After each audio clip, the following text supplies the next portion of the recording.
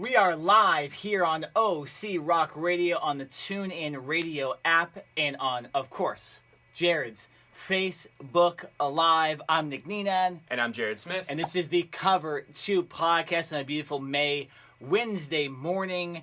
The NBA playoffs are still going in mid-swing. A lot to talk about there. We're going to be diving into, of course, what's happened in the series. Kind of predict what we believe will be, what the series will be at when our next podcast happens next Wednesday, because the series, of course, will not be over yet. But nonetheless, we're going to talk about that. We're also going to dive into Kevin Durant, Kyrie Irving, Klay Thompson. What's going to happen with them after the season too, because the way they've played in their respective series, although it's been different, raises the question of whether they're going to stick to their same teams. We're also going to get into the Stanley Cup Playoffs, Kentucky Derby, the MLB season, and even a little bit of the XFL a little bit later today. But let's start with that Rockets-Warriors series that it seems like everybody is in tune with right now. It's 2-2 here on this Wednesday morning. The next game will be tonight, as I played our podcast on my own computer, if you heard that a second ago. The next game is tonight. It goes back to Oracle. Jared, what have been your thoughts? Because I have a lot to say about this series, so I want to get your thoughts first. What has happened from our last podcast to now in these two games in Houston that you've seen? The Rockets have grown a pair, and I don't mean to be rude or anything, but the first two games of the series that was in Golden State, the first game the Rockets were definitely in it, and I believe it was like a 5-point game or something like that. Yeah. James Harden had an opportunity to hit a three to extend the game, and he didn't. And game two, the Rockets were just kind of flat. The Warriors kind of dominated that entire game. Since the series has shifted to Houston, the last two games, you've seen the Rockets play with some sort of desperation. Like, this is, the last game they're ever going to play. They're hustling for the ball. PJ Tucker has, I don't know the stat. I need to pull it up. But I'm almost certain that he has more offensive rebounds himself than the Warriors do as an entire team in the last two games. Wow. I mean, the Warriors just are not playing with a type of urgency and a hustle. I mean, listen, think about it. You're the Warriors. You're up 2-0 going into Houston, right? Even if you just say, hey, let's just get one game, and then we can close it out in Game 5 back at home. Well, now it's 2-2, so no matter what happens in this game tonight on Wednesday, there's going to be a Game 6 in Houston, right? So for me, I'm more disappointed in the Warriors that they haven't shown that killer instinct of, all right, we smell blood, we're gonna go after it. I mean, you think about it. You have Kevin Durant, arguably the best player in the world right now, at least top two. Steph Curry, lights out shooter, right? Klay Thompson, lights out shooter. The Splash Brothers.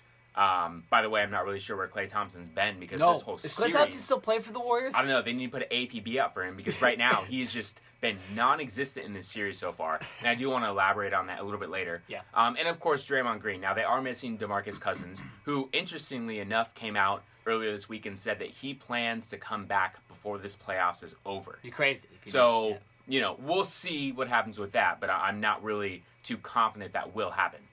But like I said, no disrespect to Houston at all, and good for them for actually coming back into this series because I thought it was over after the Warriors went up 2-0. But just the fact that the Warriors aren't playing with that killer instinct mentality of let's try to close this series out, let's try to get a sweep or at the very least win in 5 games so that we can get a little bit of rest going into the next series because Steve Kerr has already come out and said he is purposely playing his starters and his main guys more minutes. He wants his guys to have that type of desperation and win these games so that they can get that extra rest going forward. So other than just the Rockets playing better and the Warriors not having that urgency, I don't really know from an X's and O's standpoint why this series has now shifted and we're tied at 2-2. Yeah, it is weird because it seems like you had the first two games, and of course you had the referees and all that in Game 1, and then Game 2 is more down the middle, and James Harden gets his eye injured by Draymond Green. In the last two games have kind of been the same thing, just slow and steady. You're always waiting for Golden State to just turn it on, and they just never have. And one of the reasons, and you kind of already mentioned it, Klay Thompson has done nothing, especially these last 2 games. Steph Curry was awful in Game 3, including missing some of the biggest shots of the game, which were easy shots, not difficult shots, including that missed dunk. And then in Game 4, he's missing 3 after 3, and he's just not the same Steph Curry. Klay Thompson, of course, still sucking in Game 4 like he did Game 3. So it's being led by Kevin Durant completely, and it's almost like it's a one-star driven team, which is not what this team is. Draymond's played really hard, but defensively and rebounding wise, he hasn't even been able to beat his counterpart in PJ Tucker, like you mentioned, the Rockets. Tucker's kind of that Draymond Green of the Rockets, and he's been outplaying Draymond in this series so far. So you have Kevin Durant, being the superstar he is, dominating the series, and everybody else, it's almost like, is hoping that he just does it and not actually contributing themselves. Steph Curry has been a major disappointment this entire playoffs. And to be honest, the Warriors are not going to win a championship this year until he steps up. They're not. And they might not even win this series now, which is something I never thought would happen, as is clear by my 5-game prediction of the Warriors winning the series, because I never thought Steph would have this many bad games in a row, and it just has happened. It frustrates me because the Warriors, you have the Rockets here who kind of play a weird system and complain a lot and all that stuff, and now they have a legitimate chance to win the series. Yeah, literally, I just pulled up the stats from Game 4, and you say that Steph Curry had a bad game. You're right. From a numbers standpoint, as far as his shooting percentage and everything, yes. He shot 12 for 25 from the field and 4 for 14 from 3. That's where it is from. Yeah. That's where it is, because usually with Steph, you're thinking more of like 9 for 14. He's easily above 500 or 50% from 3. That's just typically him. And the fact that Kevin Durant and Steph Curry had 2 pretty clean looks at the end of the game to tie the game to potentially take it to overtime. Has to make that shot. Durant had a wide open look. He has to make that shot. Steph Curry, his shot was contested, but still for Steph, that's a shot that we've seen him make so many times that it's not a difficult shot for him, right? Steph still ended up with 30 points, right? Kevin Durant still ended up with 34. Draymond Green had 15.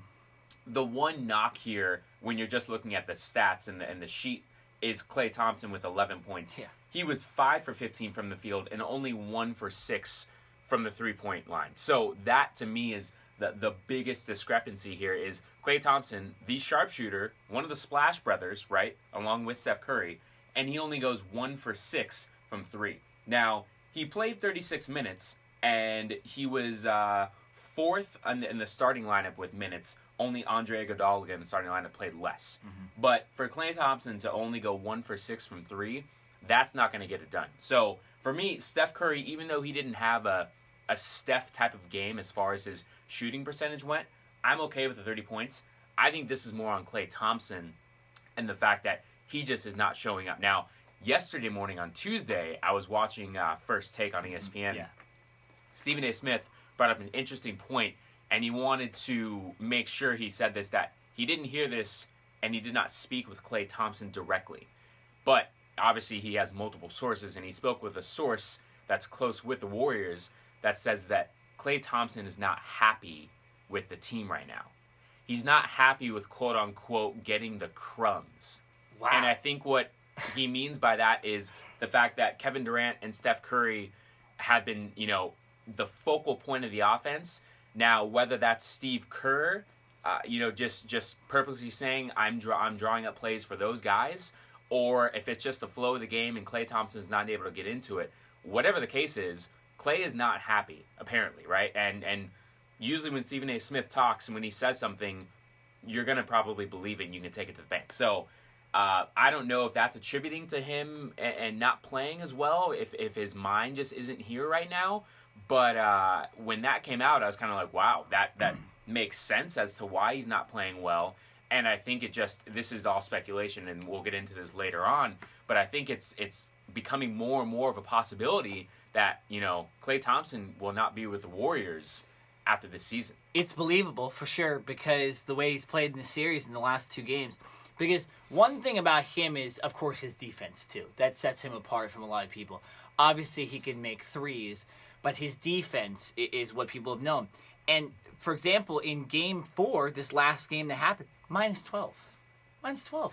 So he's not even playing defense as much, as well as he can. And here's the thing about the not getting the crumbs. Hasn't he always got the crumbs? Like, why is he mad now? Did he think that adding Durant would make him play more? Like, that's why I don't understand. And if that is true, then he needs to switch teams, because he will not, as long as Kevin Durant is on this team, be the focal point of this offense, because he doesn't have the skills of Kevin Durant. He doesn't have the creativity of Steph Curry. So he's always going to get the crumbs. And then Draymond Green is a good ball handler and a great passer, so he's going to have the ball more. So just looking and watching the Warriors and knowing who the Warriors are, of course Klay Thompson is going to be the guy you stick in the corner and shoot your threes, play great defense. But if he's not going to play great defense, then you have a major problem on your hands. And if he's not making threes, and he's only made 3 threes in the last 2 games, you have a major problem there too. I think Klay's offensive success, and this is probably for every basketball player out there, when your game is on offensively, I think that just feeds to your defense, right? Yeah, so the fact that right now, number one, Klay isn't shooting the ball well. Number two, his head doesn't seem to be completely involved in the games because he's upset with the team or the coach or just the entire organization, whatever the case is. I think all of that combined is one of the reasons why you're right. Klay Thompson isn't really connected 100% on the defensive side of the ball. And the Warriors as a team play great team defense, right? We know Draymond Green is a great individual defensive player, as well as Andre Iguodala. Klay Thompson, I think, is a good individual player, but I think, like I said, when his game is on the offensive side, when he's making shots, I think that just feeds to his defensive play. And when that's not going, I think that just takes away from that. So you're losing a two-way player, right? No, totally. You can't exactly. even get one half of him, right? It's like, I'll take one thing right now. If your shot's not going, at least give me something on the defensive side of the ball. And right now, it's not even looking like he's able to do either one. No. It's weird to watch the Warriors here and see them struggling on offense 2 games in a row. Because I remember a lot of people were saying, and even I thought this too, that when they lost Game 3, you just expected them to win Game 4, or at least, make the Rockets outscore them. Now, I know that's probably, you're thinking, of course, it's basketball. Of course, you got to outscore the other team. But no, I mean, if you're going to go in there and score 125 points, the other team has to match you at that. And the Rockets can, but it makes it a lot more difficult. You can't make as many mistakes. And in all of these playoff games so far, the Warriors have made it so the Rockets can make mistakes and still win these games, which is, if you're a Warriors fan, has to be the most frustrating thing ever, because you're expecting this team to eventually turn it on, and Steph has not turned it on, Klay has not turned it on, and the rest of the guys besides Durant can't turn it on because they don't have enough offensive ability, and your bench isn't that good. So, it is interesting. What's funny is you're looking at this, and we hear that rumor about DeMarcus Cousins wants to come back. They kind of need him at this point, because he would probably be providing better offense than Klay Thompson and Steph Curry right now, because he'd be able to dominate the paint, and Capella hasn't been the best player and hasn't been the all-star player that he was this year in this series so far. I don't totally think he would be providing a better offensive strategy single-handedly, and I can't even believe I'm saying this with the stars that are already on this team. Yeah, exactly. But DeMarcus Cousins, in my opinion, would just take pressure off of Klay Thompson, off of Steph Curry, right? Because right now, this Warriors team, their starting 5, Draymond Green is playing the 5, and while he's done that in the past, he's not a true center. No. So in reality right now, the Warriors don't have a low post big man that they can throw the ball into and say, all right, big fella, we need you to get a bucket, we need you to get an and one, or at the very least, command a double or a triple team to where that he can pass the ball back out to one of your 3-point shooters, a la Klay Thompson, a la Steph Curry, a la Kevin Durant. So the fact that the Warriors team is playing outside in as opposed to inside out, I think that's another reason why this team is struggling. Now, they live and die by the 3, and when they're shooting the lights out, this team is unstoppable. Yeah. Right now, they're not doing that, and the fact that they don't have a low post game to go to, it's like they have one hand tied behind their back. All they can do is shoot jump shots because no one, it seems like, is willing to go into the paint and get those dirty buckets, get those offensive rebounds. Steph sure ain't. Yeah. That's what that's what the Rockets are doing right now. They're taking advantage of the non-existent low post game that the Warriors have. Yeah. That's why you see the Rockets getting those offensive rebounds. That's why you see PJ Tucker, who's a shooting guard / small forward at, 6'4", 6'5" at best, going and getting offensive rebounds over Kevin Durant and Draymond Green, who tower over PJ Tucker. So there's multiple facets to all of this, and I think it's the fact that the Warriors right now, at the end of the day, are just not, their shots aren't falling. And when their shots aren't falling, I think their confidence starts to lack a little bit and dip, and you see that go towards the defensive side of the ball. I guarantee you, Game 5, if the Warriors come out and they start to shoot better and play better from an offensive standpoint, that will feed to their defensive energy along with the home crowd, and I think you will see them play a lot better team defense. So if they don't shoot well, I think we're going to see a lot more of what we saw in Game 3 and Game 4. The Warriors do shoot better. It's almost a guaranteed win for them. And going to your free throw point, I think Klay and Steph, let me just look at the stats real quick. They're averaging about 2-3 free throws. Yeah, per and game. see when they're they both shoot over 90% from the free throw line. Klay Thompson 0 free throws. That's in Game 4. abysmal that this team or those two players specifically are getting single digits at the free throw line. Those guys need to be at the free throw line at least 10 times a game, right? Yeah. And they do like to play a fast pace, but the Rockets can do the same thing as well. So if their shots aren't falling, slow the game down a little bit. Get some free throws. Like, you're telling me that Steph Curry and Klay Thompson can't drive to the basket and get shots? Steph doesn't want to. He doesn't want to get hit.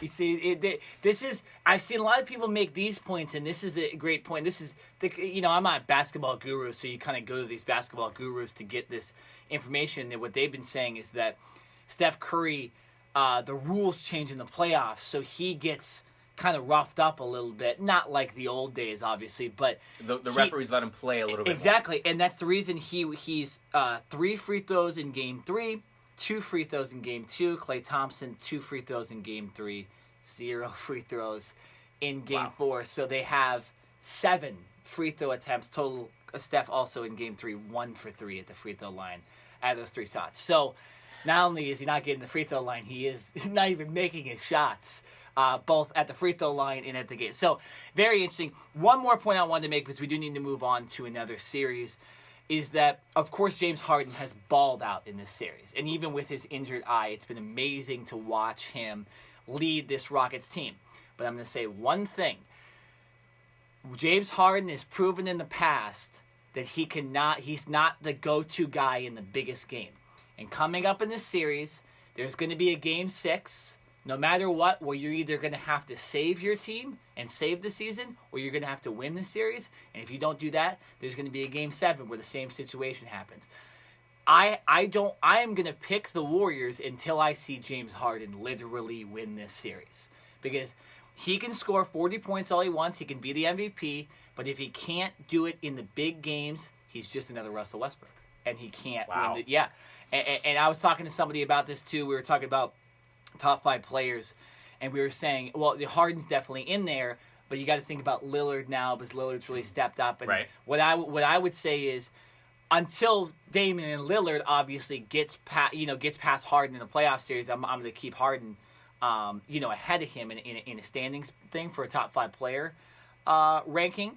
But Harden is on the fence still. He can do all he wants. He can win these games in the middle of the series. But when it comes down to it, there is going to be a Game 6 in his home court, and there's going to be a Game 7. And if he does what he did last year, he's just going to be the same old James Harden, and you can't trust him. So, although we're talking all this smack on the Warriors today, I still would favor them over a James Harden that hasn't proven, and a Chris Paul that has seemed to get injured in the biggest games as well. Right. So, well, this team just has more stars. They have more firepower, right? Yeah. And so you would just assume that, okay, Klay Thompson has an off night. You expect Steph Curry, you expect Kevin Durant to pick up the slack.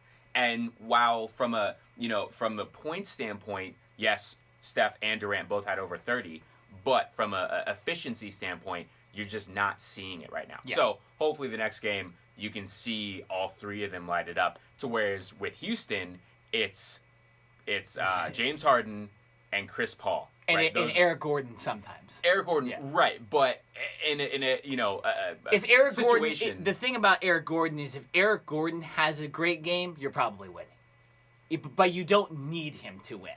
But he's a complementary piece that a lot of times Harden and Paul have to set up anyways. So you're right. The two best players, the two ball handlers, are the ones that have to help out Eric Gordon. No, see, I disagree. I think you need Eric Gordon to win.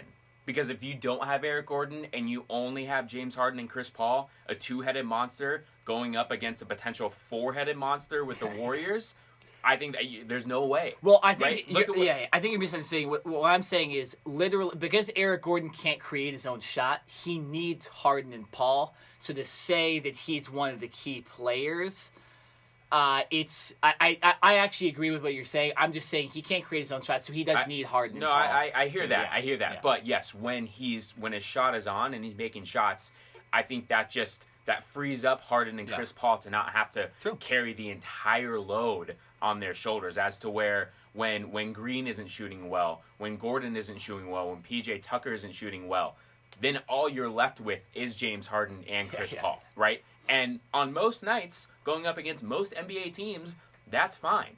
Not against a Warriors team where they have a legit four-headed monster. What's your prediction for this series? Because this series will be over. So, by our next like month. you just said, until I see the Warriors basically fall apart, I can't go against them. So I say they win Game 5, and I'm hoping that they pull it together for Game 6 and get that, just diehard mentality of we're going to go in here Game 6 on the road in hostile territory, and we're going to step on the Rockets' throat. Like, I want to see that from this Warriors team because I feel like they've won back-to-back championships, and at a certain point when you start winning like that, I don't know if it's complacency or what, but I feel like they don't have that same dog in them, that same, we've never won before. It's like all or nothing, right? They've won so many times that it's almost just kind of like, of course it'd be great to win again, but if we don't win, that's how I feel like they're playing right now. And there's one difference in this series than the one last year, too. The Game 7 would be an Oracle. And so you even have that advantage, too, if it were to get to a Game 7. Man, this is just lined up for the Warriors to win. And if they were to lose this series, that would be a huge... I would call it a huge upset by the Rockets. I'm going to go Warriors in 7. I don't think they lose. So you think you go 7? Yeah, I just feel like the Warriors are not. They're not. Again, we're saying we're going to wait for James Harden, but I'm also going to wait for the Warriors. The Warriors have not played a great game in this series yet, so I'm not going to sit here and say that they're going to win the next 2 games straight out. So I'll go Warriors in 7, but I do believe they win the series. So if they win in 6, it would not be surprising to me. All right. So let's just stay in the West because we don't have a lot of time in this first segment. I want to give a lot of time to one of the other Eastern Conference series in the next segment. So let's stay in the West. Denver and Portland would be the two teams that the Rockets and Warriors would play in the next round. They'd play one of them, of course. And so this series kind of took a turn last night, Tuesday night, when Denver blew out Portland because this was the first blowout of this series. And before that, it had been kind of an extremely tight matchup where it's pick 'em every night. You don't know who's winning and all that stuff. So what I saw from last night's game and just the games overall is these teams are as even as it gets. And I know there was a blowout last night, but Denver started feeling it. They had a long run near the end of the second half, and in the playoffs, a lot of times when you have these giant runs, that can just lead you to a win because a lot of times the other team just realizes there's other games and you're not gonna fight back unless your name is the Clippers, of course, and then you come back from like 70 points down and win the game. True. But you look at this, and I don't think this blowout I don't think this makes a difference. Portland is going home for Game 6. They've always been better at home. I remember there was some stat before when they finally won a game in Oklahoma City. It was like their first road win since they'd made it back to the playoffs or something crazy. Like it was crazy. So they're still not the best at winning on the road, and going to Denver in the altitude, you never blame a team for losing. I think this series, no matter what, is going to 7. And as far as the prediction goes, which we'll do obviously at the end of our little analysis, I'm not sure, and it might take your analysis and further just stats in these next 5 or 6 minutes to get me to actually pick a team to win this series. Yeah, so I do agree with you that I think this blowout win by the Nuggets is, I don't want to say a fluke, but it's not a representation of how this series has gone so far. 100%. I think this one's a little more simplistic. Home court is going to win. Oh. Right? Now, we did see the Blazers in Game 2 in Denver win and still win on the road, right? And then then Denver. Well, so Denver steals the win in Portland. Portland stole a win in Denver as well. Right. Yeah. But I have more confidence in the home teams winning a game. So obviously Nuggets won Game 5. It's going back to Game 6 in Portland tomorrow. I think Portland wins that game. I think we go to a Game 7 back in Denver. And whether you want to call it the altitude, home court advantage, whatever the case, I think Denver ends up winning this series. I think it's been a great series so far as the competitiveness. I think, like you mentioned, both of these teams are very even as far as their starting players, but really these teams rely more so on their bench than I think most other teams that are left in the playoffs. It's completely different. It's the opposite type of series that we're watching Rockets and Warriors. Right. It's the exact, you're seeing, it's star-driven, but the stars are not like scoring 40 points every game like Harden and Durant. You're seeing a mix. Lillard has a bad game here, but then there's another guy that steps up and plays well. So it has been extremely even. Lillard in this last game last night only had 22 points. You had Collins and Rodney Hood off the bench for Portland, who each scored 14, both in double digits. That's right? what I'm saying. So the thing about Portland and Denver, now whether the coaches just trust their bench more than other teams do, like the Rockets or the Warriors, I think these teams just have better depth, and these coaches trust their bench more. As to where, like, if we can just talk about the Rockets and the Warriors for a second, those two teams are so star-studded and so top-heavy that they don't have the type of bench that can come out and give you double-digit points on a nightly basis. So their starters have to play more minutes, and you have to rely more on their starting five. As to where with Portland and Denver, yes, of course they're relying on their five, but guess what? If your bench can come out and get you double-digit points and get you, 35 to anywhere from 35 to 50 points off the bench, I think that is a huge bonus, right? So we see Portland here, like I mentioned, 2 players in double figures last night. The same thing with the Nuggets, where they had Beasley and Barton both with 10 points each. So right there, you're seeing their bench contributing to where I think that's being able to save their starters a little bit, especially when you and I both agree that we think this series is going to go 7. Yeah. Right? You need your bench in a Game 7 series, especially as you get further and further down this playoff road. We're now in the second round. Both of these teams have played, over 10 games, right? So, in the same division, too. Right, same division, along with the regular season. These teams are relatively young, but it's just the wear and tear after a long season. The fact that these teams have their benches to rely on, I think is a huge bonus going forward. No, and I was going to make this point too. Because I'm not exactly sure who's going to win this series, you kind of give you look at your keys to how to win the series. And with it is different, but it's also similar. I think both teams need their bench to produce in order to win. I think you look at whose bench plays better, that's who will win these next 2 games. I think pretty much. And with Denver specifically, because they were the number 1 seed for a while this season. They eventually were the 2 seed.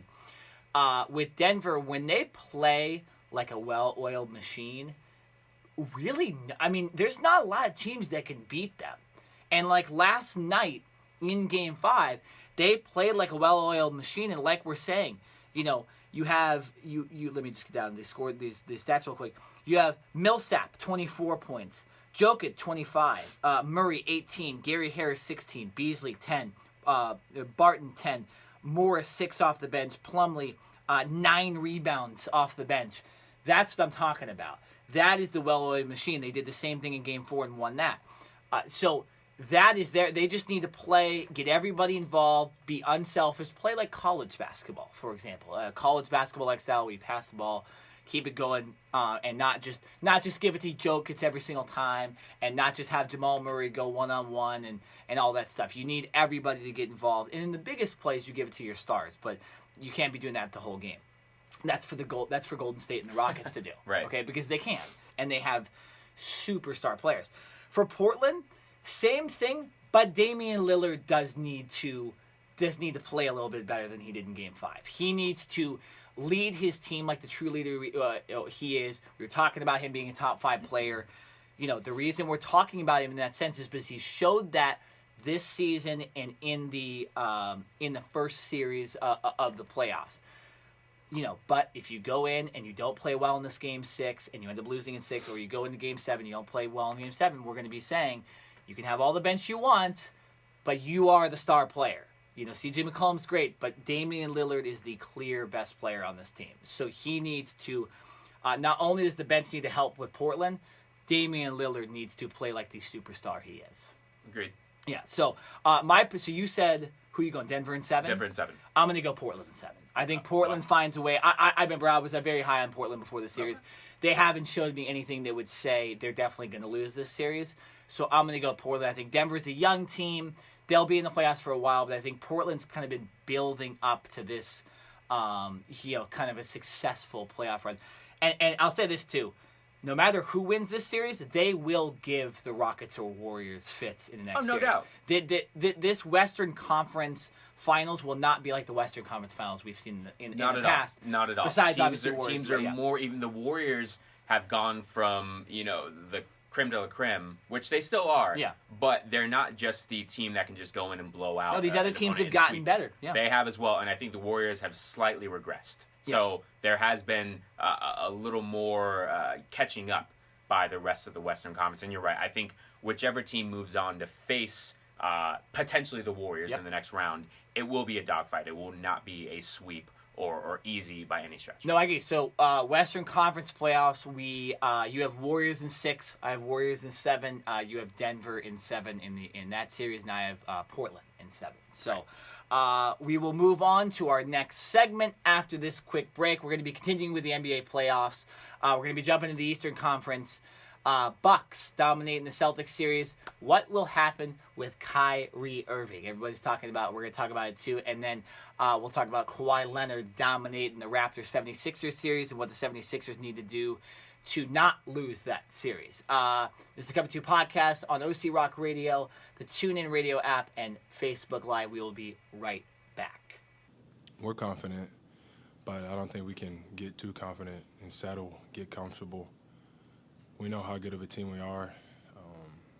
We know how we're supposed to perform. It's all about going out there and doing it. I think at times people get lost in talking about it and have a good time being here instead of doing what we're supposed to do. I like it. We got humbled tonight. I'm proud of it. Hopefully we go and do what we're supposed to do. Let's send that tweet before we go back live. All right, quick little break. Right now, the Celtics have, I think, a variety of agendas, and guys are trying to get themselves going rather than just focusing on playing together and winning the game. I saw a lot of heads drop tonight, looked demoralized at times. Fourth quarter was a layup drill for the Bucks. Really bad sign, bad showing in a game you have to get back in the series. Welcome back to the Cover 2 podcast. Thank you for joining us again. This is our second segment of the show, continuing with the NBA playoffs. If you missed the first segment, we basically dissected the entire Rockets and Warriors series so far that's going into a Game 5 tonight, as well as kind of briefly talking about the Denver Nuggets and the Portland Trailblazers. So now that we're done with the Western Conference, we're going to move on to the East with the Bucks and the Celtics, and we have a lot of storylines going into this series. Not only are the Bucks up considerably now, they have an opportunity to close out this series at home tonight on Wednesday, but this, potentially could have been Kyrie Irving's last game at home and that last loss, as well as his last game in his Celtics uniform tonight, potentially. A lot of storylines going on with that. So, Nick, I want to get your thoughts on the game so far in this series, and how the Bucks, after going down and losing the first game at home, how they've been able to come back, win 3 straight, and take a commanding lead in this series. Well, and obviously we have people come out here saying the Celtics were gonna dominate the series and do all that stuff, and Paul Pierce, yeah. I haven't paid attention to these games as much just because of just the timing of when they happen and just me being busy at certain times when they're playing. But what I've noticed from just watching the kind of end of these games is that the Celtics defense doesn't feel the same as it has the last couple of years under Brad Stevens. And there's a lot of quitting on defense. There's a lot of it's not flowing right, too many easy shots. And when you have, no pun intended, a freak like Giannis and Antetokuonmpo, you cannot play bad defense. And they have not found a way to stop him recently in the last couple games. And what has happened to me is earlier in this year, and I actually mentioned a large comeback from the Clippers, when the Clippers came back on the Celtics and did all that stuff. Around that time, the Celtics were dysfunctional, right? And they weren't playing the best defense. And then they get into the playoffs, and near the end of the regular season, they're playing great. They sweep, who'd they sweep in the first round? Indiana. They sweep Indiana in the first round, and we're all like, Celtics are winning the championship this year, right? Or going to the NBA Finals. And then they get in this series, and to me, they've gone back to that dysfunctional, average defense kind of team. And I think as of right now, they have no chance in this series because I don't see it improving for 3 consecutive games. If this is 2-2 or 3-2, it's a little different. But for me, this Celtics team is just not playing like a well-oiled machine. I talked about that with the Nuggets. They use their bench, they play great defense, they do all this stuff, and then their star helps them, gets 30 points, all that stuff in the meantime. Not only is Kyrie not playing the best that he could play, but everybody else is not playing up to par. Gordon Hayward just has not been able to figure it out since coming to the Celtics. I know he had the injury, but still. And it just seems like this team is dysfunctional again, and I don't know. I cannot say that they're going to win this series. I cannot say they're going to go back and win 3 games in a row. I just don't see it at all. You brought up a couple of interesting points. Number one, you said the Celtics defense was average. You're wrong. Their defense has been downright pitiful. Oh, I was being nice. Yeah. I'm not being nice. I was being nice. Their defense has been atrocious, right? And you would think the Bucks only scored 113. And today's basketball, 113 is like an average NBA score. Yeah. But literally down the stretch, and specifically in the fourth quarter of the game on Monday night in Boston, the Celtics could not stop a nosebleed. It didn't matter who had the ball. It didn't matter if it was Giannis, if it was Chris Middleton, if it was Brook Lopez. He was able to drive to the basket, command a double team, dish the ball out, and fortunately the Bucks were able to capitalize off of that. The Celtics literally looked discombobulated. It was like they were playing a one-on-one style of basketball as opposed to team defense. There was no help side. There was no communication. There was no one talking.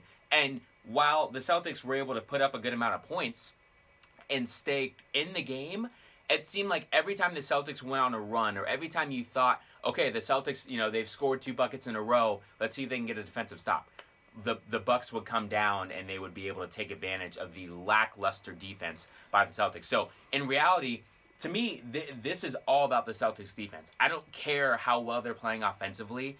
If they don't come together and play team defense, because that's what it takes against Giannis. You're not going to stop him one-on-one, and you're not going to stop him with one player. So it doesn't matter if you're Markieff Morris, if you're Jason Tatum, or Jaylen Brown. You're not going to be able to stop Giannis one-on-one. It's going to take a multitude of guys, and it's going to take a lot of fouls to wear him down.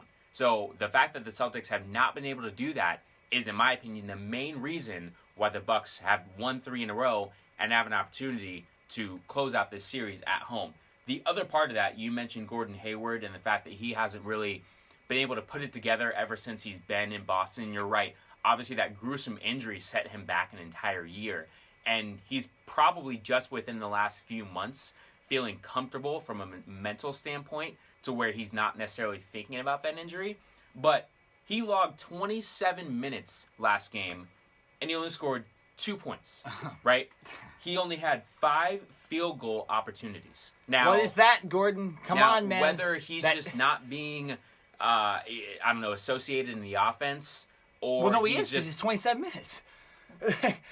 Right? And I don't know what it is because a guy of his caliber plays 27 minutes and only gets up 5 shots and only scores 2 points. That's Kyle Lowry's stat line right there. That's what that is. is. The same thing. That's unacceptable from a guy of his ability. So the Celtics' lackluster defense and the fact that Gordon Hayward has been non-existent for the most part, I think are the 2 reasons why the Celtics are basically done in the series. You're right. There's no way they're going to win 3 in a row. No. And I really think the series is over tonight. Yeah. I literally do. The fact that the Celtics were flat in that fourth quarter at home, knowing that could have been their last home game of the season, and that's the way they finished, I don't think there's any way that they come out and win in Milwaukee tonight. No, it's.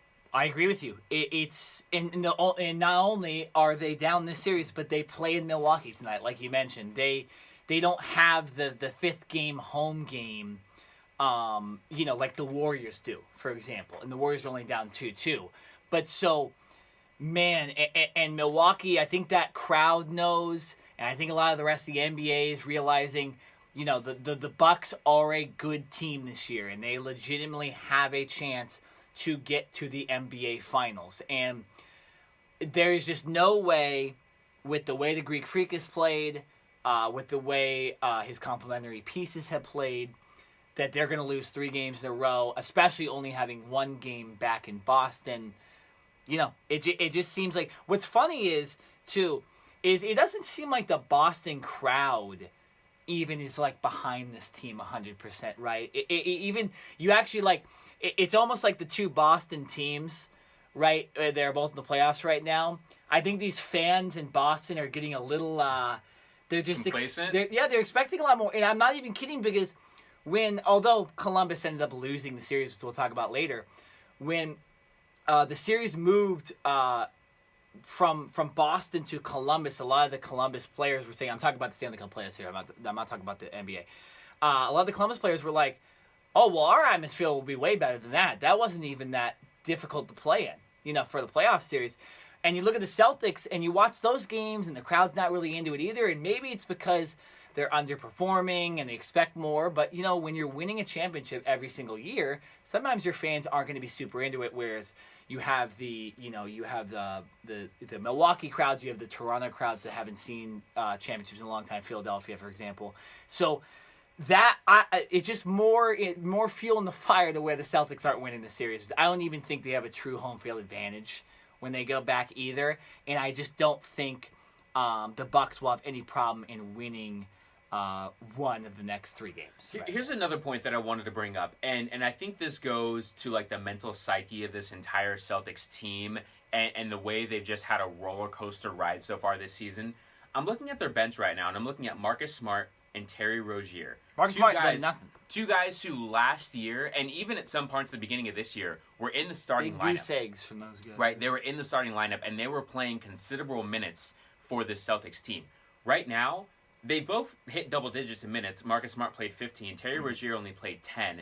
They combined for 2 of 12 from the field with 5 points, right? So 2 guys who, like I said, were major contributors last year and even the beginning of this year have now been delegated to backup duty, spot duty, and I think that plays into their mental psyche a little bit. Now, they're professionals and they need to be able to adjust on the fly, right? And if their coach says, hey, we need you to play in this role, they need to be able to accept that. But I also think at a certain point, it's kind of played in their minds that, we went from last year being in the playoffs, Terry Rozier, he made a name for himself last year in the playoffs, right? Everybody was like, he's going to start for all these other teams. This guy was going to be the starter, and all of a sudden he goes from the star of the Celtics last year and helping them win games in the playoffs to now playing only 10 minutes a game and scoring 2 points and literally being being irrelevant. So I think...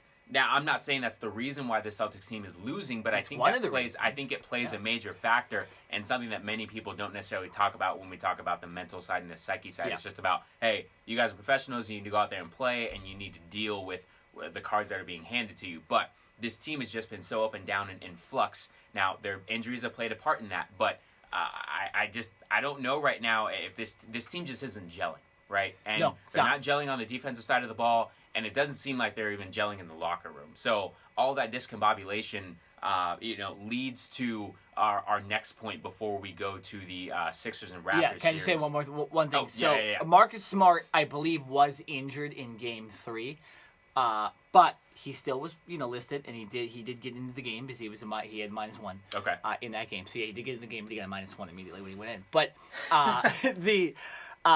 between Terry Rozier and Marcus Smart, they are averaging in the last 2 games 2.5 points, both of them. And if you want to add our boy our Gordon Hayward into the mix, you're looking at less than 10 points per game from all 3 of those guys averaged between the 2 games from all 3 of them. Like that's how you lose every single game. Crickets. Yeah, that's how you lose every single game. Like that's why you lose 3 games in a row like they did. So if they come back, I don't know what to say about basketball anymore. If they come back, I'll sit here and I'll do what everybody like. If you're a Celtics fan, you want me to wear a jersey on the show, that's fine. If they come back in the series before our podcast, but 99.999% they are not winning this series. No, based on everything that's happened and based on just what we're talking about. And here's the thing: I'm not a Celtics fan, first of all, but no, definitely putting not all that aside, I don't want to see the Celtics team move on because I don't think they deserve to move on. Yeah. Right? They beat a lesser opponent in the Pacers last round, who obviously were without their best player, and Victor Oladipo, and they've been without him for the majority of the season. But the Celtics team, they're not gelling, so I don't want to see them move on to play the Raptors because I don't think it would be that good of a series. Look at this too. If they played in the Western Conference, they might not even make the playoffs. They might been bounced out by now for sure. Yeah, who's better, Clippers or Celtics? Definitely argument for the Clippers as an 8 seed. So, we're looking at that, and I agree with you. I mean, not only do they not even deserve it, they might not even deserve to make the playoffs, and just based on where they're located in the United States is the reason they even got this far that they did. Exactly. So, Yeah. But we do want to move on to we're going to talk kind of more internally Celtics here. And I want to bring up 2 things. One, obviously, everybody's been talking about Kyrie is going to leave. He's going to go to the Knicks, Lakers, whatever. I also want to bring up the point, and I want to start with this before we get into Kyrie, because I know we'll have a lot to say about Kyrie. Brad Stevens is, when we're talking about Terry Rozier, Marcus Smart, Gordon Hayward not doing much, is it fair to say that is Brad Stevens' fault, that he's not getting these guys in the game? He's relying too much on a star. It seems like not only are the players not playing like a team, but Brad Stevens is not coaching like he used to, and it's another reason why you don't know what to think about the Celtics team. You have to. At a certain point, you do, have to put blame on the head coach. And I think in this situation, it's fully granted, right? Mm-hmm. Listen, Brad Stevens in his first year takes the team to the playoffs, and Brad Stevens, number one, being one of the youngest, or one of, if not the youngest head coaches in the NBA, looks like the next coming of Greg Popovich. I mean, the guy is brilliant, coming from the college ranks.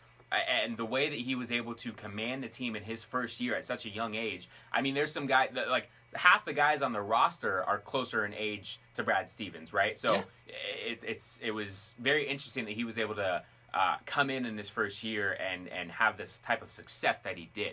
Now, whether you want to say the expectations have just grown and maybe he hasn't been able to live up to those, that's one consideration. But you are right. I think, like I said, it all goes back to the psyche of the team and how you're able to manage all these different pieces, all these different stars, and bring them together for one common goal, right? Obviously, when you bring in Gordon Hayward, you're expecting him to be the lead guy and contribute a lot more than, playing 27 minutes and only having 2 points. When you have Marcus Smart, who I did forget that he was injured, but him along with Terry Rozier, who used to be formidable parts of your offense and your team in general, and now they're relegated to spot duty. I think that plays a role in why this team is not doing well. I'm looking at the starting minutes. All 5 starters played over 30 minutes starting, right? Obviously, Gordon Hayward had 27, and then no one else had more than 15 minutes on the bench. They had 4 bench players playing the game.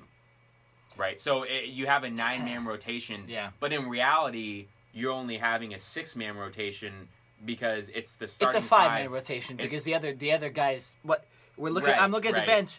Well, whopping 7 points from the bench in the last game. 7. Yeah. Guys, 7 points. So I listen, for Brad Stevens, I think he's in a pickle right now because he's saying, I want to get more of my players involved. I want to be able to give my starters a rest and give them, some relief. But I'm looking at my bench, and I've got no one to go to. Yeah. Who am I going to go to? Who can I rely on right now? I'm trying to give Gordon Hayward the benefit of the doubt, but then he comes out and he goes 1 for 5 with only 2 points. I see your point. Yeah, I see your point. So from there, it's kind of like, what does Brad Stevens do? He has to go to his starting 5. He has to give.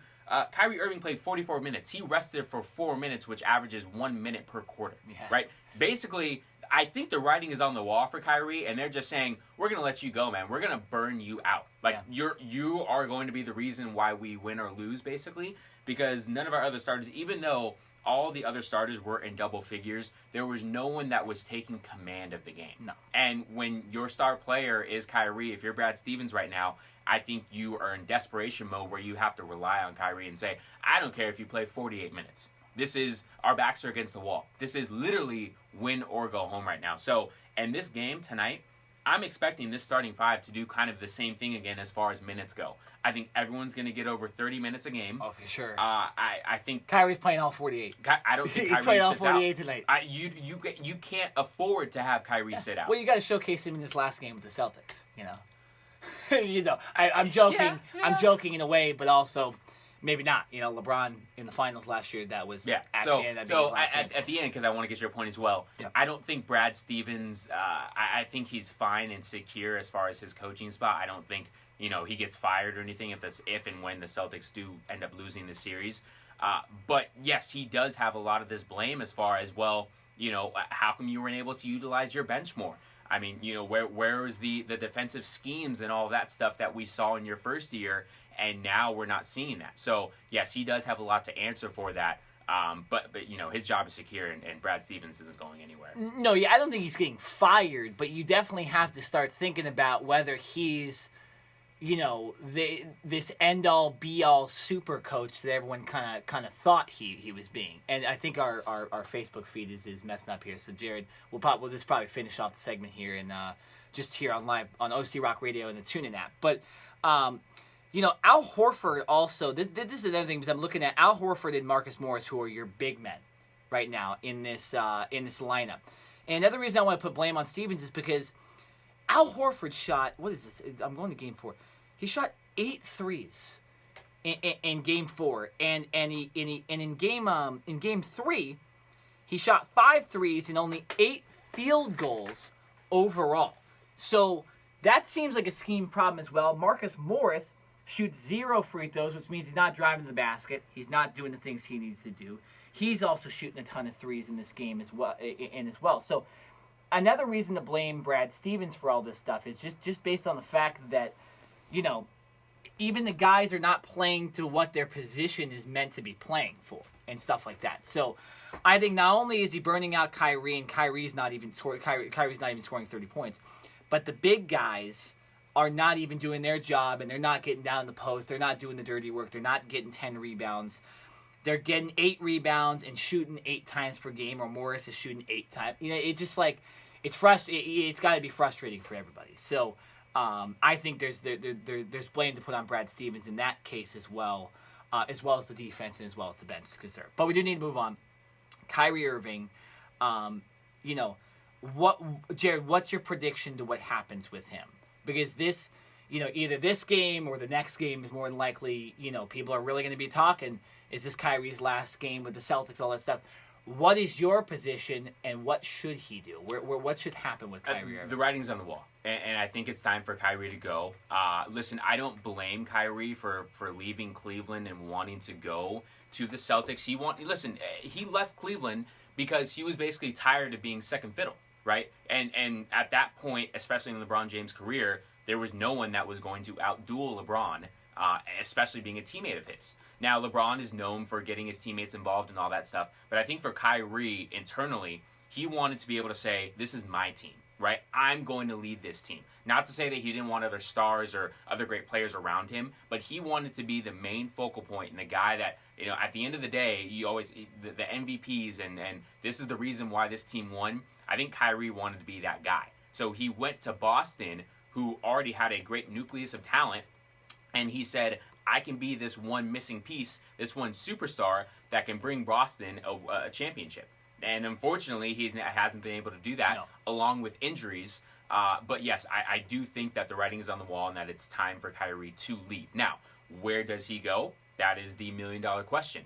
Obviously, LeBron James is in LA, and those two are now on speaking terms. So there's been some rumors going around that, hey, maybe if LeBron can sit him down and wine him and dine him and, convince him to come back to Los Angeles and La La Land and bring back the championship culture in LA, there's some people that are, speculating that Kevin Durant will end up going to New York. New York has the highest probability of getting the number 1 overall seed in the draft. True. So, a la Zion Williams, that's pretty much a given. So, you could potentially pair Kevin Durant, Zion Williams, and Kyrie. Nasty. That sounds pretty scary. Yeah. So, I think Kyrie is definitely going to have a lot of suitors if he does decide to leave Boston. And it's really just going to be about what does Kyrie want, right? Because this whole, I'm going to be the main focal point of a team, I'm going to be the superstar, I'm going to be the main leader, hasn't worked out so far. So does he go to another team and try to do this over again and try to be the main guy? Or does he concede that he needs other superstars around him and he's willing to go back to sharing that role? If he's able to do that, I say it's either the Lakers or the Knicks, because I think if the Knicks get the number 1 overall seed with Zion Williams, and if they do get Kevin Durant in free agency, big speculations, I think that's the likeliest destination for him. If those things don't necessarily play out, then I think there's a strong consideration, and I think LeBron James needs to hop on the phone immediately and try to get Kyrie back and rekindle that relationship. Any team that needs a point guard should be, blowing up Kyrie's phone. Yeah, I do think he'll leave too, and especially, when we were doing this podcast last year around this time, I was a big believer in don't listen to the rumors, all that stuff. And LeBron's not coming to the Lakers, no way. And then when LeBron actually came to the Lakers and a lot of other things happened, it's starting to seem like a lot of these basketball insiders and a lot of these rumors do end up being true. So I'm kind of jumping on the bandwagon as far as when I hear a rumor and it's consistently put forth over and over and over again, like Durant to the Knicks. I mean, even Adam Sandler saying it on SNL and stuff like that. And Kyrie's going to leave the Celtics. I'm going to believe it. And Kyrie, we're going to look at it from a statistical, analytical point of view. He's being treated he's just being overused on a great Celtics team. And, that's why I put Brad Stevens on blast like a couple minutes ago. And that's why I think Kyrie will leave. I do agree with you. I'm not going to say a team because I think you have the Lakers. They do have Lonzo Ball still. Why would Kyrie go back to LeBron James? There's a lot of questions there. The Knicks does make sense, but then if they don't get Durant, why would you go to the Knicks when you're already on the Celtics, right? So I'm not going to say a team, but I do think he leaves, and I think it will be better for both, teams here, Team Kyrie and the Celtics, because I think the Celtics can build their young core, give the ranks to Tatum and Brown. Hey, you lead this team, right? You guys are the guys to lead this team. And then you have Kyrie can go somewhere and pick and choose and try to win a championship by himself again, or rejoin LeBron and try to do it in LA, because he does do a lot of stuff in LA already. He does stuff in Venice Beach. He's Uncle Drew as well. Right. He's involved in Hollywood. So it wouldn't be surprising either way. We do need to move on. We have about 5-6 minutes ago in this segment right here. We're going to go over the 76ers Raptors series real quick. How could I forget the Raptors? They're winning the series. Jared, for this series, what have you seen from the 76ers specifically? Because I think the writing's on the wall as far as that Kyrie is back to, Kawhi is back to being the Kawhi that we all remember from the Spurs and the Kawhi that we all remember before he kind of did that stuff last year. What have you seen from the 76ers, and why are they losing the series, and why did they get blown out so bad last night? Because I think this blowout is a little different than the Denver-Portland blowout. It's more of what what we haven't seen from the Sixers Yeah, team, right? good When point. you look at the starting lineup right now, you have Joel Embiid, and now we all understand he's injured and he's not 100%. But the fact that he's still gutting it out, I mean, he played 31 minutes in the last game. He only scored 13 points. Now that's way below average for his status. But the fact that he's been able to gut it out and come out and play 31 minutes, I think that shows a lot of toughness, not only on his part, but I think it's showing his teammates that he's willing to go out there and lay it all out on the line for him. So I think that's huge. But unfortunately, when you have Jimmy Butler, Ben Simmons, you trade for Tobias Harris, and you have a sharpshooter in J.J. Redick, and you get blown out by the Raptors, I don't care if it's at home or on the road, that to me just says that this team is dysfunctional and they're not playing together, right? You have, I would say, 2 superstars, or at least a superstar and a definite star, and Joel Embiid is a superstar, and Jimmy Butler is at least a star, right? The fact that both those guys played 30 minutes, Jimmy Butler scored 22, and he's healthy. Jimmy Butler, to me, is the one guy who's, I think, kind of been a disappointment.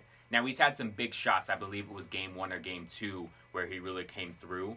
But the fact that Jimmy Butler hasn't kind of improved as far as saying, listen, Joel Embiid's hurt right now, and I'm the next best guy in line to lead this team, I don't think he's kind of taken that by the reins. Right now, whether that's the coach saying we want this to be a collective effort, we don't want this necessarily to be a one-man show, I'm not totally sure. But I think if you're Jimmy Butler, at this point, after getting blown out and you're 1 game away from going home and starting your vacation for the summer, I think you have to say, listen, Joel Embiid, if you're going to play, that's great, but we can't necessarily rely on you 100% right now because of your injury. Yeah, true. I'm taking this game over, right? I'm playing 40 minutes, I'm going to score 40, and then J.J. Redick, you just be ready to shoot, okay? Because Ben Simmons, you can't rely on him. Ben Simmons had 7 points, right? Ben Simmons is not in the game. And only 4 assists, too. He's not in the game to be a scorer. He's in the game for his defensive prowess and to be able to be the facilitator on the offensive side of the ball. You have J.J. Redick. He played 31 minutes. He only scores 3 points. Yeah, he's a sharpshooter. Come on, man. It's like Klay Thompson for the Warriors, right? In this series so far. 31 minutes. He only has 3 3-point attempts. That's unacceptable for a guy that only shoots threes. And he only has 3 in 31 minutes. Unacceptable. So I think the fact that this team, it's almost like the Celtics right now. They're not playing together as a team. They're dysfunctional. They do have some type of injuries. And then when you look at their bench, they have Scott, who's the only guy that scores double figures, right? So your starters aren't playing well and they're not playing together, and you're not getting a whole lot from your bench. Sounds all too familiar to me. So I think I'll go into our predictions in a little bit. I want to get your thoughts, but I don't have much confidence in the Sixers team right now, and it's surprising to me because before this playoff series started, and even back to the regular season, looking at this lineup, especially after the Sixers added Tobias Harris, I was like, man, if these guys can pull it together, I think they can come out of the East and represent the Eastern Conference in the finals. Yeah, and right now they're about to get bumped. Yeah, there's a lot. I see. We talked about the Celtics so much. You know, that's why I want to say this is like the Celtics. Where this 76ers team, the similarities between the Celtics and them is very similar. The only difference is they have a lot more stars, and there's a major problem because Embiid's injured, right? Whether you want to say, oh, he's always injured, well, okay, but he's injured, so you have to give him the benefit of the doubt why he's scoring 13 and 11 points the last 2 games. Ben Simmons is not injured, Jared, and Ben Simmons has averaged 8.5 points per game over the last 2 games and 4 assists. What's the point of him even being on the court? I'd rather have T.J. McConnell in there right now. Woo. Like no joke. I saw a joke last night, Jared. It was a blurry picture of Embiid and Ben Simmons, and then it's a meme. It's a magnifying glass, and then the next picture is Michael Carter Williams and Nerlens Noel. Because they're like, this is the same, trust the process all you want or whatever. Wow. And here's the problem with 76ers, because I do think they're losing the series. I'm actually going to go Raptors in 7. So I think they go 7 because I think the 76ers will find a way to win. Jimmy Butler will find them a way to win, and they'll lose. But the 76ers, man, Jimmy Butler has a player option. Tobias Harris is a free agent next year. This team could be blown up next year, and it could only have Ben Simmons and Joel Embiid. And Embiid has showed that he is very injury prone, and Ben Simmons has not come up big in the playoffs. So if you're a 76ers fan, I would definitely be worried, because if you don't win this series, there's the chance that your team is just not that good next year. It is very middle of the pack next year, because who's going to go want to play with an injury prone center and a point guard / power forward that can't score, can't shoot for three, and isn't even assisting enough to help his team win games. So there are a lot of problems here with the 76ers. What's your prediction for the series? I'm going Raptors in 7. What's yours? Yeah, no, I think this game is over in 6 tonight. It's their next game is in Philly, but I think the Raptors have all the momentum. Kawhi is playing outside of his mind. I mean, Kawhi is a fantastic best player in the world, but he's playing out of his mind right now. And I think they're just gonna listen. They smell blood, and I think the Raptors are gonna say, "We're closing this out right now. We're not taking this back home for Game 7. We're gonna finish this one right now." So yeah, I think this series is and then over. Do we both agree that the Bucks win in 5? They Yes. win tonight too. Yeah. Yes. So so Bucks in 5. We're both going Raptors. He's got Game 6. I got going 7. Warriors in what did I say? Warriors. You said Warriors in 7. I said Warriors in 7. You said 6. Warriors in 6, and then for the I had Portland winning in 7, and you had Denver winning in 7. So a little different there, but we'll look back on that next week and see if we were right. We need to finish this segment, though. Of course, coming up next, Do You Care? We'll be back on Facebook Live as well. We're going to fix the issue. I think it's just a Wi-Fi issue like last week, too. But, we'll be right back on the TuneIn app, OC Rock Radio, and then it will be back on Facebook Live after this quick break. When the Buccaneers medical staff got a look at Pierre-Paul's scans, they became concerned that this was something more serious, specifically a fractured vertebrae in JPP's neck that potentially would require surgery. However, I am told Pierre-Paul is sending out the results of those scans to several other doctors in the coming days. If he needs surgery, that could entail a 5 to 6 month recovery, which would knock him out for at least part of the upcoming season. But there is also hope that potentially this is something that could heal on its own, and Pierre-Paul could even be back in time for Week 1. So I'll answer Fiers. I'll give you Ohtani. Okay. And then just say number 1 recruit for the football. We got 18 seconds. Because his name is really hard to say. So just say number 1 quarterback in the 2020 class. So wait, who do I have? You have Tyloo, Ohtani, and Jason Pierre-Paul. Okay. And then you're asking me Fiers, Canelo, and DJ. I am announcing my commitment to Clemson University. I'm all in. Go Tigers.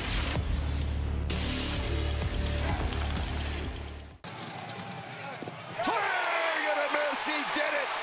He did it. Mike Fiers, for the second time in his career, has thrown a no-hitter. Tonight he no-hits the Cincinnati Reds. Sensational performance by the A's right-hander Mike Fiers. Wow. We are back here on the Cover 2 podcast, and we are back on Facebook Live. So if you are listening right now and we're wondering if Facebook Live is back up and you want to watch the show, head back over to Facebook Live right now and go watch We Are Live. And we just shared the previous hour. So say if you forgot, if you missed something from earlier and you're just jumping in right now, go ahead. You can watch that last hour. We'll post the next hour later if you don't want to listen live. But, listening to live is the best way anyway. So I'll do that. And especially since, there's a certain time of the show right now. Jared, what time is it right now? It is time for Do You Care? Do You Care? Our favorite. Oh, look at that. We said of the favorite at the show. exact same moment. Do you care if you don't know how to play? Well, you don't get to play. But You don't get if to you play. if you don't know how All right, we man. play the game, we just kind of rapid fire questions. It's more about stuff that we normally would never talk about for a full segment. But actually one of these we probably could talk about for a full segment for sure. But we're still gonna just kind of rapid fire. It's a way to get some stories out there that we don't have time to talk about. So, Jared, you get the first question, and I know you're very interested in this question. Do you care that the Lakers may be close to hiring Tyronn Lue? I do care because I'm a Lakers fan, but this isn't surprising, right? The Lakers did have some interest in Monty Williams, and he ended up signing a 5-year contract with the Phoenix Suns to become their next head coach. And as of right now, there's really no one else that people are even talking about the Lakers interviewing. And so basically, I think the job is Tyronn Lue to lose. I'm almost certain that they're in contract negotiations as of right now. And this is what LeBron wanted. Now, whether he had this plan all along of coming to Los Angeles and eventually having Ty Lue be the coach, I'm not so sure about that. But once Magic Johnson left, and once the writing was basically on the wall that Luke Walton was going to be fired and or let go, and or he was going to resign, whatever you want to say, LeBron James, basically you could say that, hey, Ty Lue was going to be the next head coach. Now, that I'm totally okay with that. I think Ty Lue has a great basketball mind, and I think he's obviously a guy that has coached LeBron James to a championship and knows LeBron James very, very well. To me, this isn't necessarily about the Lakers getting the right coach. I think this is about the Lakers surrounding LeBron James with the right type of talent. The fact that LeBron James will be 35 by the time the next season rolls around, so he's just 1 year older, right? He had that hamstring injury that hindered him for almost 20 games and basically took the Lakers from the 4th seed in the West to out of the playoffs. So LeBron needs to stay healthy, but he also needs help.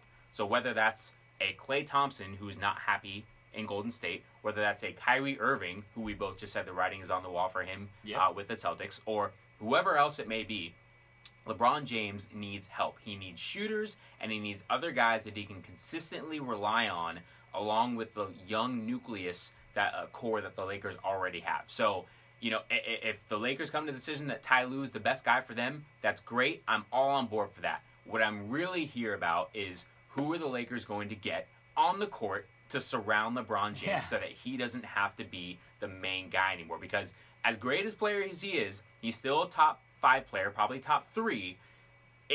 I don't trust, number one, that he can stay fully healthy for a full season. And number 2, I don't think that he can just carry the load by himself the way that all these other teams are stacking up with superstar talent, right? You've got the Houston Rockets, you've got the Warriors still, and, like I said, let's say my hypothetical situation comes through and the Knicks end up getting Kevin Durant and then they get the first overall pick and they get Zion Williams. The Knicks go from worst to, top 4 seed in the East. So the Lakers have a lot of work to do regardless of who they hire. But at the end of the day, I think it would be a good hire for this Lakers team. Nick, do you care that Mike Fiers throws a no-hitter for the A's? Yes, I do care, because this is what was so interesting about this game. Not only is it no-hitter, it's his second career no-hitter. He had a no-hitter against the Dodgers in 2015 that I don't want to remember. But it's his second no-hitter. He's now in rare company, and in players that are also currently playing too. He's one of the few there that have thrown multiple no-hitters. But with him, for this game started at 8:45 last night Pacific time because a pair of lights in left field malfunctioned and left field was dark. So not only does Fiers throw a no-hitter in this game against a good hitting Cincinnati Reds team, he had to wait an hour and a half after he was supposed to be starting for this game. So he has to redo his whole, setup for the game and all that stuff. And as we know, a lot of major league pitchers kind of need their routine. He had to change his routine completely. But he acknowledged kind of funnily that he knew he had a no-hitter, and because he had done it before, he kind of knew what he had to do to get it. So I guess if there's anybody that you start a game at 8:45, you make a pitcher wait, and then this guy still throws a no-hitter, it's probably Mike Fiers who's going to figure out how to do it, right? So very interesting. But yeah, that no-hitter happened at about 11:15 last night. So a lot of people probably don't even know it happened, and you might be finding out right now. Jared, do you care, sticking with baseball, that Shohei Ohtani is back in the lineup for the Angels? I do care. And I was actually reading an article yesterday, and I won't say who it was by, but this article basically said the Angels are bringing Ohtani back for marketing and to put butts in seats as opposed to an actual baseball decision. Now, I thought that was interesting because I feel like, if the Angels were just looking for marketing purposes, they would have brought him back like the beginning of the year. They would have said, well, we don't care about your injury. We want you to play. Yeah. You can hit, right? So I think we're obviously, inching closer towards the middle of the year. But we've gone definitely over a month, and the Angels right now are sitting in 4th place. They're at 16-19, so 3 games below 500. How many games back of the 4.5 back of Houston. See, that's not that bad. So why? No, yeah, it's doable. But listen, the Angels have basically already said Ohtani's only going to be a DH. He's obviously not going to pitch, and he's not going to be in the field. So I'm okay with Ohtani just hitting, and it was. I think he was so probably nervous and anxious that he ended up swinging out of his helmet in one of his at bats. He ended up going 0 for 4. He did have an RBI and a ground out. But I think his presence and having another big hitter, a guy that can take some pressure off of Mike Trout, I think that's a huge step forward for this Angels team. Maybe it can give them a boost. The Angels have played better in the last couple weeks. They're still a little. I wouldn't call them contenders, or I wouldn't say that I'm fully confident in this team, but I think they've played better baseball in the last 3 weeks than they have the first part of the season. So if Ohtani can come back and give them a little spark offensively in that DH position, I think there's nothing wrong with that. And as long as that's not hindering him from being ready to pitch next year, because I think that's really what this Angels team needs is pitching, and he can be that guy. So as long as it's not hurting his elbow and he can help this team right now from a hitting standpoint and he's healthy enough to start pitching for them next year, then I am all go for the Angels bringing back Ohtani at this point in the season. Nick, do you care that the top quarterback recruit in 2020 chooses Clemson? Yes, I do care. This is close to me because my brother plays in the same high school league as this kid. So we've seen him up close and personal a couple years in a row. We actually saw him when he was in 8th grade. And we wondered how old this kid is. This quarterback, his first name is DJ, his last name is very hard to pronounce, and I'm not going to butcher it, even though I know who the kid is. But his name is DJ. He's going to be going to Clemson, and he goes to St. John Bosco, the same high school that Josh Rosen went to. He's the successor to Josh Rosen. And so when we saw him in a passing league tournament in 8th grade, we were like, yeah, that's got to be cheating. That kid has to be like at least 20 years old. This kid is probably about 6'6", 245 pounds, Cam Newton size. Really? And, yeah, he's legitimate. And he can throw the ball 80 yards. So you're looking at a generational talent here if he doesn't get injured. And you have Clemson. Clemson is so good. The rich keeps getting richer. This DJ kid's going to sit out his first year because Trevor Lawrence is still Right. there. So Clemson's going to be good for at least the next 4 or 5 years, no matter what, with this kid going. I want to say something really quick because Yeah. I listen to ESPN 710 radio, when I'm driving to work in the morning and stuff, and them along with a lot of other media outlets are basically saying, how do kids from California continue to go on the East Coast and to the SEC and the ACC when you've got, even though USC is obviously down right now, UCLA is not the football program that they used to be, but you've got Cal, you've got Stanford. I mean, to go to Clemson, you got to pass through the SEC and all these other teams. It's like, how is California losing these top recruits? There's another 5-star receiver from Northern California who just committed to LSU. So California is losing talent because these programs in California are not doing so well.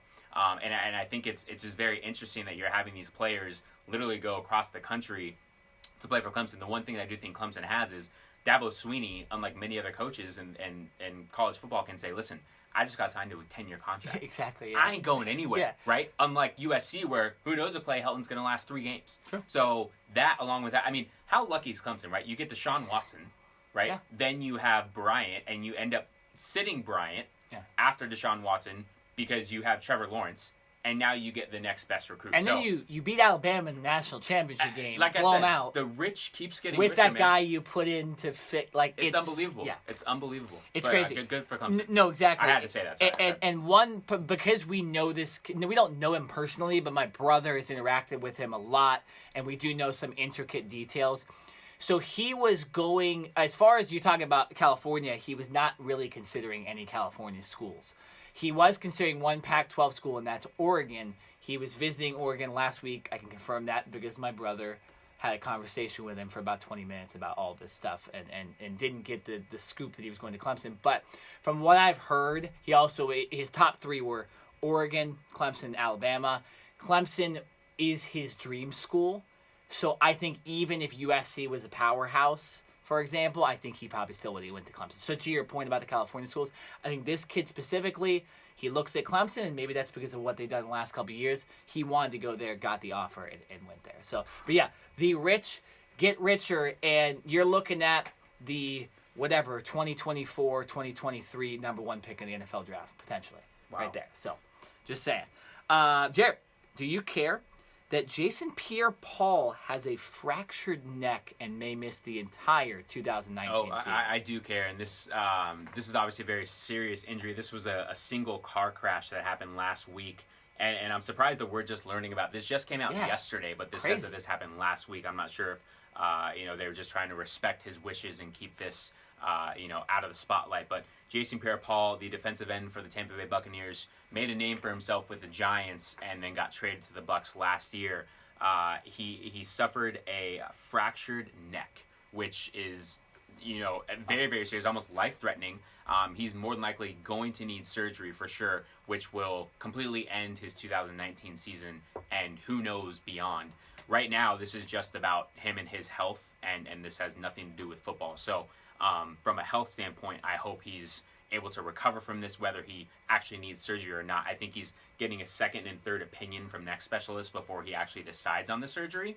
From a competitive spirit, just hearing him and seeing him on TV, I'm sure that he does want to play football again, but hopefully he can, heal his neck first and then worry about football, because when you hear about a fractured neck, it literally gives me the chills just thinking about it. So hopefully he can get his surgery and get healthy, and then, if he gets cleared by 50 doctors, then he can think about football. But right now, just get healthy and prayers to Jason Pierre-Paul.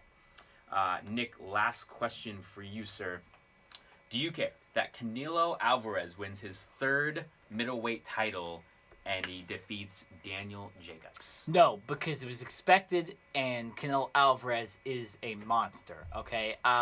Pound for pound rankings, you're going to see him in some rankings at the top as far as the best boxer in the world. This guy's a beast. He's, what was his record? Let me look at this up real quick. He is 52, 1-2. The one loss is the Floyd Mayweather, and one. I don't know where that other tie is. The other tie is to Triple G. So this guy has just dominated the sport of boxing, especially the middleweight division, especially since Floyd Mayweather is retired and had all the stuff happen with Conor McGregor. And Canelo Alvarez really has nobody to fight right now besides the Triple G, who he's already beaten. So this guy's standing alone in this division. And besides another Triple G fight, this guy will ride off into the sunset, not losing ever again. So Canelo Alvarez, he's a great fighter, and he's one of the Mexican fighters that really, the Mexican population really, really gets behind. I was in San Diego this weekend, and a lot of the bars that we went out to were charging covers because the Canelo fight was being shown, and it was because they know people will watch. And if you ask, even if you ask most of the Latino or Mexican fans here in Southern California of boxing, Canelo, they'll all go out to his fights and stuff like that, and they'll sell out the arena. So, big fan favorite there, and one of the best boxing fighters ever, and right now. All right, we're going to go to break. We're going to come back with Cover 5. We're talking the Stanley Cup Playoffs, the first month of the MLB season, the XFL, and, of course, the good old Kentucky Derbies. We had some controversy there. So this is the Cover 2 podcast on OC Rock Radio, the TuneIn Radio app, and Facebook Live. Hits against Bozak for the draw. Bozak wanted maroon. Lays it off. Thomas going to the net. Off the post. Scores! Patrick Maroon and the Blues win it in Game 7, double overtime. Maximum Security disqualified from first. The disappointment for Luis Saez. Maximum Security no longer the victor. Country House. Country House, suddenly the Derby champion. 65-1 chance of that happening. Imagine thinking you won a crap ton of money or something like that. And then Wow. Army Brittle. All right, 5 seconds. One of the longest odds ever to win the Derby. It's jockey, more than a little stunned. Well, it felt pretty good actually. No, it's a great moment. It's a dream come true. What do you think the biggest challenges are that the Bruins present? That's a lot. I don't know if there's one thing that I would say. I think their championship team knows how to get it done, and there's no weaknesses. There's great goaltending, they got great D, they got balance up front. That's no surprise that they're having the success that they're having. welcome back to the Cover 2 podcast on Facebook Live, on the TuneIn app, and on OC Rock Radio. Thanks for joining us again. Once again, I'm Jared Smith. And I'm Nenad. And this is the Cover 2 podcast. We are finishing the show today with a Cover 5 segment. So we're going to be talking about Major League Baseball as we are leading into the second month, and just some overall storylines as where teams are in the standings and who we see as early contenders. Yes. We're going to talk about the XFL that is going to get started in February of 2020. So we've got some storylines coming out of there. We've got the Kentucky Derby with a huge controversial call in that. But we're actually going to get started with the NHL playoffs as we are getting into the semi-final round. Exactly. Now. And so if you're following at home, I'm going to wait till it's 10:37 exactly, just so it's easy for us to do it. So give us 3 more seconds to... 1, 2... And Cover 5 is started. We're talking about the Stanley Cup playoffs. Yeah, like you were saying, the Eastern Conference Finals is set. It's the Carolina Hurricanes and the Boston Bruins. And the Western Conference Finals, the St. Louis Blues won a Game 7 last night. They are moving on to the Western Conference Finals, and they will play either the San Jose Sharks or Colorado Avalanche. That series will be decided tonight. So, Jared, I'll give you your first takes because I know you don't follow hockey as much. I did tell you something during the break, so why don't you tell the listener or viewer what an interesting fact about the Western Conference portion of this playoffs. Well, I'm actually gonna let you do that because not that I wasn't listening, Gotcha. but No, I'm just yeah. gonna. So this is your segment, and I don't want to blow it. No, so 100%. I will let you go with this. The St. Louis Blues, like I just mentioned, are moving on. They were actually at one point this season in last place. Yes, Jared, below our Kings and Ducks, which is a crazy thing to think because the Kings and Ducks were terrible this year. So. Yeah, so St. Louis literally going from worst potentially to first in the same season. The parity in the Stanley Cup playoffs has been unbelievable so far. The Bruins were not a top seed. The Hurricanes were definitely not a top seed. The Avalanche were not a top seed. The Blues, like I mentioned, were in last place at one point. Sharks, they're probably the best team seed-wise and had the best regular season they're still in. But they could just lose. So it's been crazy watching these playoffs because you really don't know what's going to happen every single game. And some of the game's biggest stars, Sidney Crosby, Alexander Ovechkin, Patrick Kane, are not in anymore or didn't make the playoffs. So you're getting to see a different crop of stars. You're getting to see a lot more of team hockey. And it's fun to watch. And what I always do every night is I'm not necessarily watching these games from start to finish, but if I see it's the third period and one team's down by 1, I have no rooting interest besides rooting against the Sharks. So I'm tuning in. I'm like, let's see this craziness happen. Let's see what happens in this game, right? So it is very interesting. Some just tidbits and little facts here. So the Carolina Hurricanes swept the New York Islanders. So they've had a long time off, and the Bruins beat Columbus in 6. St. Louis wins in Game 7 last night in 2 overtimes, so they take as long as possible to win their series. And then, of course, San Jose and Colorado will be going 7, and this is San Jose's second Game 7 of their playoffs so far. Already. Yeah, so you remember, this is not the first time a team has gone to multiple Game 7s. The Los Angeles Kings actually went to 3 Game 7s in their first 3 series back in 2014 when they ended up winning the Stanley Cup. So, it's not impossible, and literally anything can happen in the Stanley Cup playoffs. So, Jared, who are you, say, rooting for, or what do you think possibly could happen here? What's something to look for in these next couple of series here? I would have to say, I mean, the Sharks going into their I'm trying to think, is that an advantage or a disadvantage for the Sharks going into their second Game 7 of the playoffs? Now, I think it's an advantage in the standpoint that they understand the pressure and the magnitude, and obviously as you get further and further in the playoffs, the pressure only continues to build. But the fact that they do have it at home, and it's another Game 7, I think the Sharks do end up winning this game because they do have home ice and because they've already been in a Game 7 situation this year. So this core group of players knows what it takes to win.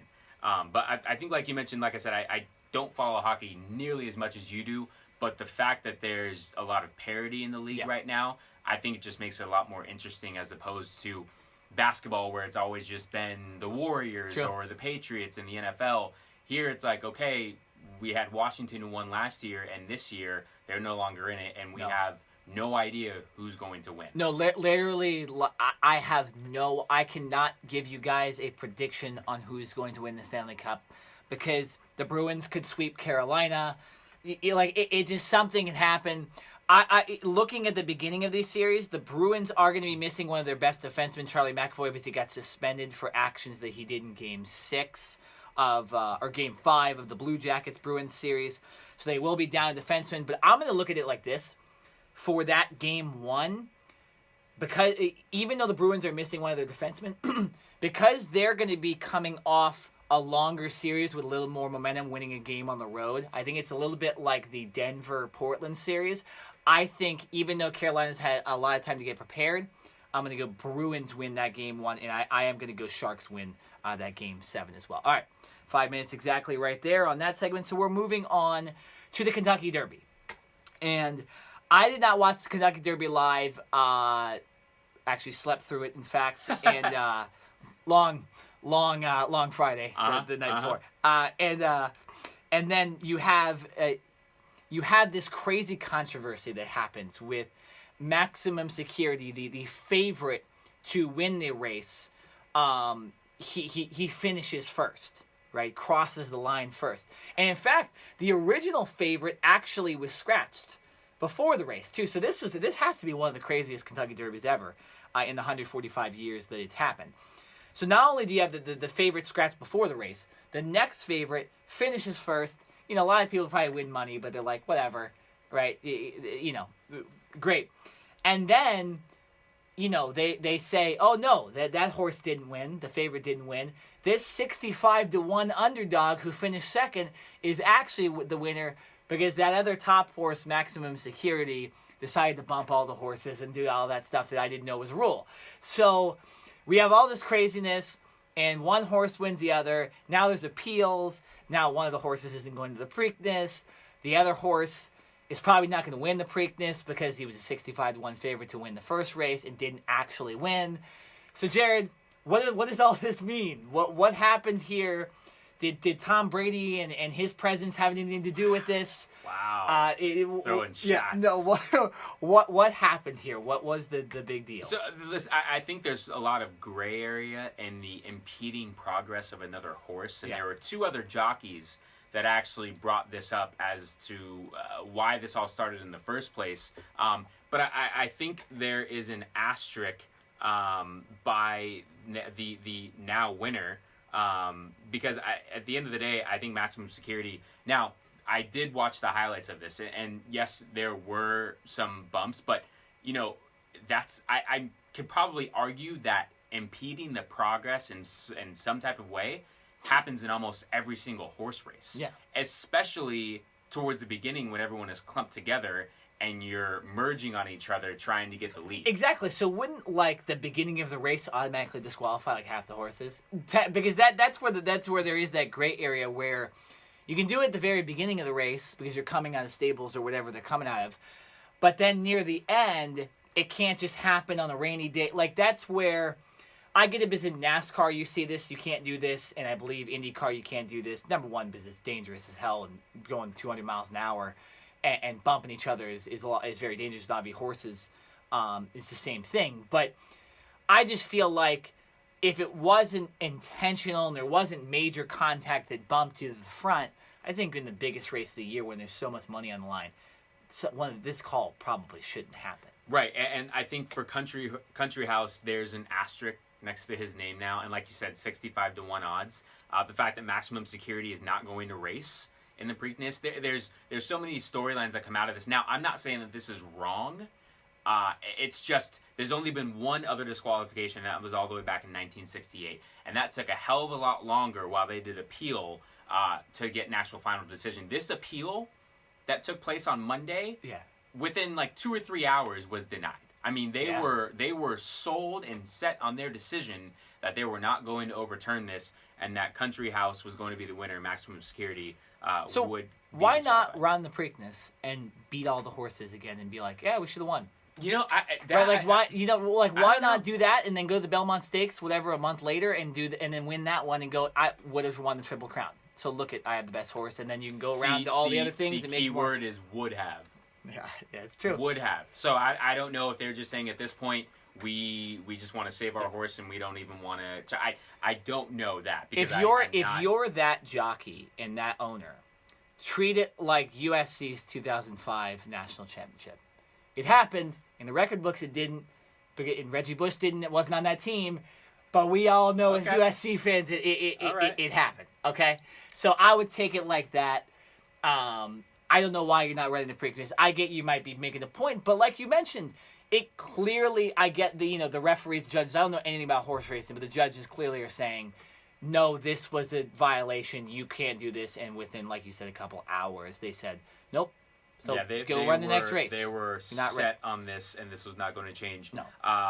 West, who I believe is the owner of Maximum Security, acknowledged that the fact that, in reality, the Triple Crown is out of discussion now. That's one of the reasons why they're not going to run in the Preakness, saying there's really no need to run a horse back in 2 weeks. Makes so sense. I think that has a lot to do with why Maximum Security is basically done. Protect the horse. I mean, we've heard stories. We're a little over the 5 minutes, but we've seen horses. Obviously, it's at Santa Anita. Unfortunately, a lot of horses died. You don't need to be risking horses' lives and stuff like that to prove a point, right? All right, so moving on, a little less time for this one. XFL, right? We've heard about this. If you remember, in 2001, it was Vince McMahon's creation. Very violent, very crazy. Ended up failing the next year. But then there was an announcement 2 years ago or so of the return of the XFL. And since the Alliance of American Football, the AAF, has gone out of business, we all now look toward the XFL to be this next kind of minor league football system to work out. And so, Jared, educate the viewer and listener on what the XFL just did a couple days ago and what they secured that's a lot different from what the AAF did. Right. The XFL, I feel like, is already off to a great start as opposed to the Alliance of American Football. In the fact that the XFL just signed a deal with Fox and with Disney, who obviously owns ESPN. So ESPN, ESPN2. Well, doesn't Disney own Fox too? But it's not the same. Right, technically, right. And ABC. So there will be multiple broadcasts for the XFL to be played on. And I think that's huge in the fact that they're already getting, some type of financial backing, to whereas the AAF, which was just unknown, right, had to push and pull and claw for every cent. I mean, there was one point early on, I think the second or third week, where players didn't get their paychecks on time, right? So this Vince McMahon is basically saying that will not happen here. Now, this is obviously the second go around with the XFL. I believe was in the early 2000s. It was 01. That was the 1 year. It was the 1 when year the XFL went and quickly got shot down. But I'm optimistic. I want to see it, and I think the most interesting thing is that the XFL is going to start just 8 days after the Super Bowl. Yeah. So there will be no downtime, right? It's not like we have to go through a full off season like we do in most years with no football. There will be some type of competitive football playing. So, I will probably watch a game or two, but I want to see how the game is played. It's obviously going to be a lot different than the NFL rules and the AAF and too. the AAF. Yeah. So we will see what type of drawing it is. I'm going to watch, but I can't say that I'm, super excited for this. No, of course. And this is not going to be the XFL from 01. You're not going to see camera in the girls' locker room like they had. You're not going to see Vince McMahon on the field doing his wrestling character. You're not going to hear wrestling announcers. It's not going to be like that. And you're not going to see the helmet-to-helmet hits and all that stuff. But it will be, because they have the backing, and I think we're bearing the lead here. So the AAF had CBS as their primary, and then the NFL Network.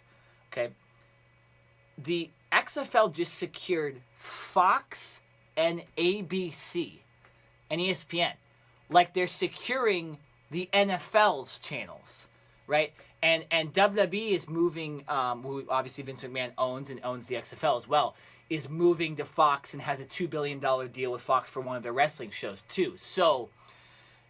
I think Fox is Team Vince McMahon, it looks like, and I think Fox will go far with this. Oliver Luck was already on Colin Cowherd's show the other day. I'm surprised ABC and ESPN got into a Vince McMahon business, seeming as that it's more of a family-friendly company. But this is going to be, because they have this backing of these major channels, and not just CBS Sports and the NFL Network. It could be a little different. I mean, the XFL is potentially going to be on national television on a Sunday or Saturday night on Fox. So this is going to be very interesting. It's going to be a different kind of football. But you're right.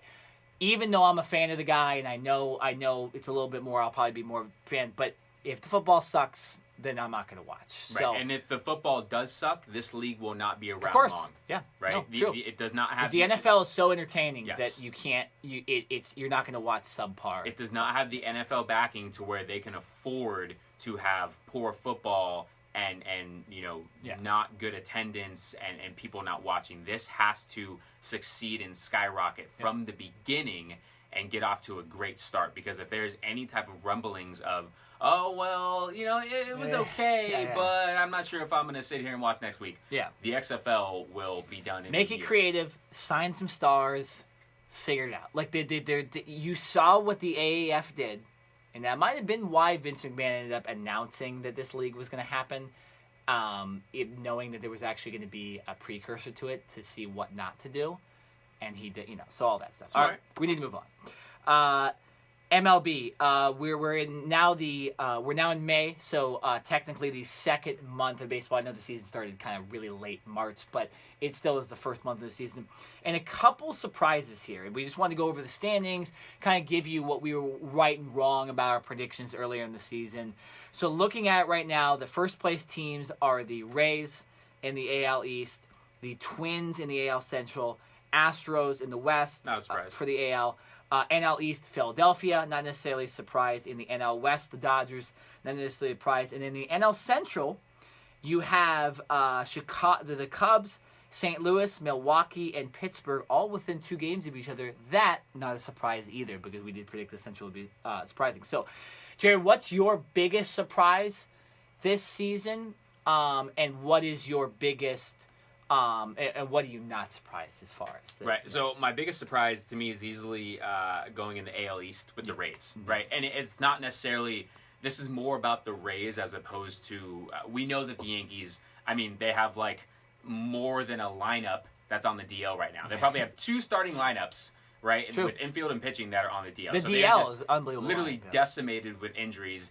And yet they're still in second place. I think that just shows how good of a team and how much depth the Yankees do have. And the Red Sox, even though Chris Sale had my AL or my Cy Young winner has not started off well. No. The Red Sox are still right there as well, and there's still plenty of time for them to get back in this race. But I'm going to look at the Tampa Bay Rays this team right now, I didn't think this team had a shot in hell. I mean, listen, now it's still early, but like I would have never assumed that the Rays would ever be in first place with the Yankees and the Red Sox coming off a World Series. I thought those two teams would be battling it out the entire year for first and second place. So the Rays would be my biggest surprise, and I would say the least surprising is probably the Dodgers in the NL West, and the fact that Clayton Kershaw did come back, and he's looked well. He's looked really good. Yeah. You have Walker Buehler, who's obviously playing very well. Kenley Jansen is the one, still hesitation, and I've continued to say this. Now, his record is fine. I believe he's 12-14 in save opportunities. Yep. But his I don't know, his pitching, like his cutter, it's not the same. The pitches just don't look to have that same velocity, and he seems to be giving up some more walks and more hits. So even though, like I said, he's only, given up 2 save opportunities so far, which is not bad, I don't know if going down the stretch of the season when you need a game, if the Dodgers are fully confident in Kenley Jansen to get it done. But as of right now, like I said, I think the Dodgers would be my least surprising team. Yeah, my most surprising thing that's going on here is probably that the Colorado Rockies are 16-20 and 7 games back in the NL West. I thought this team was going to be a very solid team. I don't think I said they were going to make the playoffs, but they almost are now, unless they go on some giant run, out of contention for the NL West, and now have to just shoot for a wild card game, and you just never want to shoot for that. So I am surprised that talent and that pitching staff is not doing well. What I'm not surprised about is that the NL Central is as close as it is. I mean, even the Cincinnati Reds, who are 15-21, are only 6.5 games back of the Cubs. Another surprise, though, is the Cubs. The Cubs are 20-13. I'm very surprised that they are now in first place, although by a half game, that they've been able to compete directly with St. Louis and Milwaukee with the kind of roster that they have. Their hitters have really stepped up as well. And to comment about the Rays that you mentioned, what I am surprised about the Rays, I'm not surprised they're having a good year. I'm surprised that their record's 23-12. I thought they'd be in first place because the Yankees and Red Sox have sucked. No, they'd be in first place, or they'd be in second place with the Yankees being dominant and the Red Sox and the Yankees being good. They would still be up there and fighting for the division. So very surprising to me. But we are done with Cover 5. So we are going to do our final thoughts here for the last 3 minutes or so of the podcast. My final thought will be this. I'll just stick with the baseball since I wanted to say this in the Cover 5, but I didn't get to.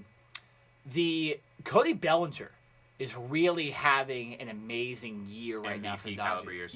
No, he's bad. He's still batting over 500, and he's made changes to his swing that I think literally, and I know I'm projecting this further and people can get injured, but if Cody Bellinger is anywhere close to what he's doing right now in the playoffs, the Dodgers will win the World Series.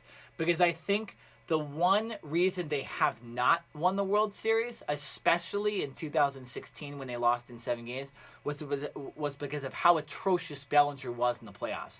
And I just think a dominant, power-hitting left-handed bat with Justin Turner in a lineup is something that will almost be impossible to stop. So I do think Bellinger's having such a good year that if he keeps it up and his swing looks good, that will be the determining factor in the Dodgers winning the World Series. So going back, and I know we're just plugging away at, I am at least at ESPN 710 radio in the morning.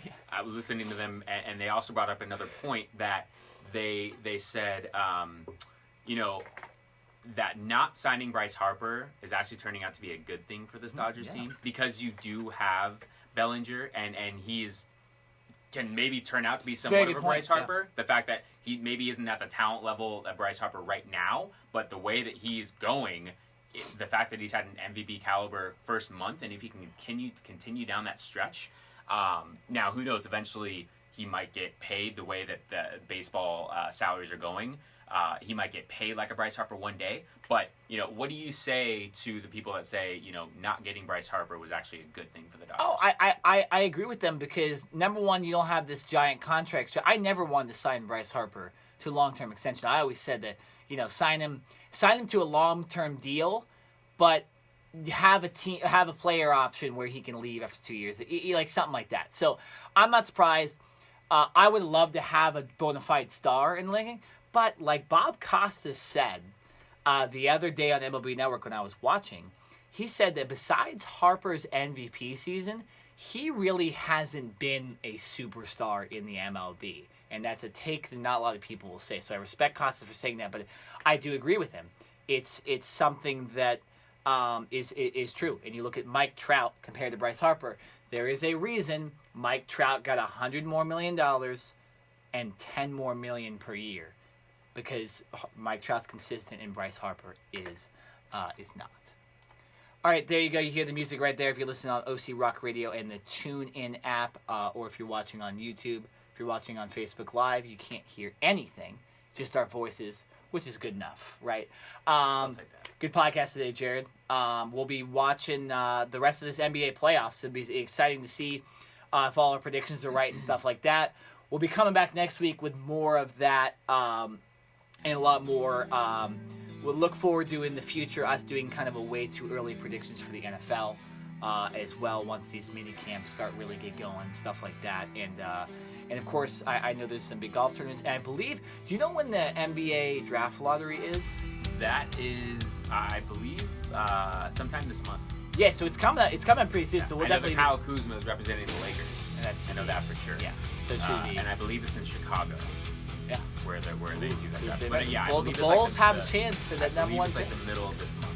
Yeah, that'll be very interesting. So we'll talk about that. PGA Championship I know is coming up and all that stuff, and of course MLB storylines coming out of that as well. But for Nick Nenad, I'm Jared Smith. This has been the Cover 2 podcast on OC Rock Radio, the TuneIn app, and on Facebook Live.